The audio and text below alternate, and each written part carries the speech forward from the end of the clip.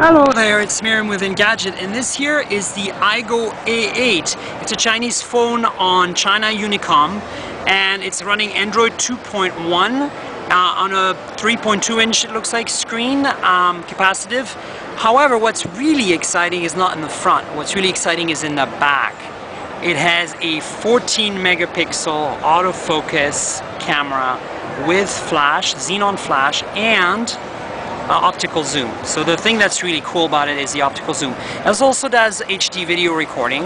As you can see, there's a bunch of stickers here because it's not for sale prototype.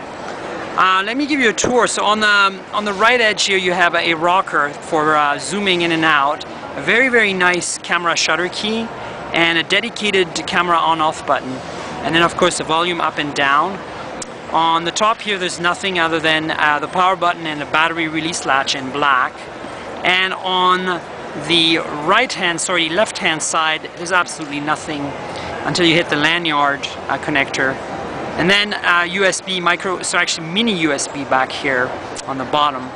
And in the back, again, the insane 14 megapixel autofocus camera with xenon flash. Now, let me see if I can turn this on for you. I seem to have disappeared into the messaging app. I'm going to try to push the dedicated camera button to turn on the camera so you can see how this retracts. And there you have it. And then if you zoom in and out, I don't think you can see it moving. I'm a little surprised actually that it's not moving. But it is definitely, oh, it's moving a little bit. There you go. And so it's basically like a phone camera at this point, no longer a camera phone. Let me retract the lens so you can see what it looks like. And then finally, I want to maybe show you what the camera interface looks like. This looks like I'm doing strange things here on the screen. So I start the camera again and have a look at the interface. Here we are. There should be some more menus items coming up. You can see here some settings and the little crosshairs for focusing. And of course the toggle switch here for video. Now, if I swap my hands here, because I am a right-hander, it just actually brought up the scenes menu here, so you can see what that works like. So obviously a touch screen. I think the only way to escape out of this is to use the escape key right here.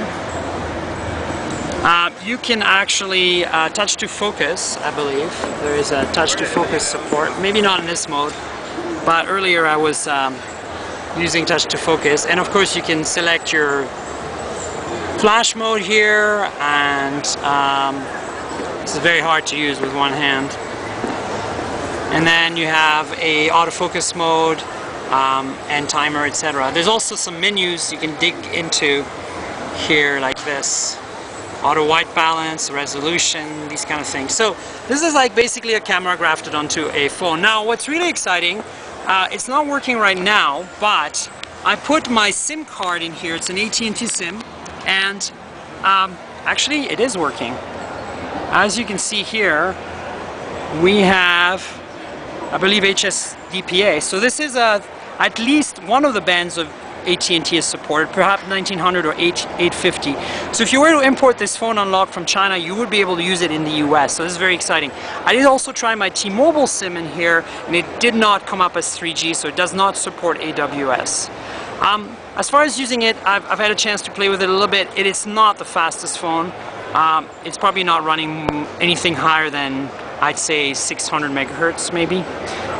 But it's a small price to pay to still get an Android phone that's perfectly usable with Wi-Fi, Bluetooth, GPS, and a 14 megapixel autofocus camera with optical zoom. I did some screenshots for you guys of the firmware and stuff. And again, you know, it's pretty much standard issue Android here. You can drill into the settings and see that it's supporting all the usual trimmings with Bluetooth and Wi-Fi and GPS. So that's it. The iGo A8 here on the show floor at CES 2011. This is Miriam for Engadget signing off. Cheers.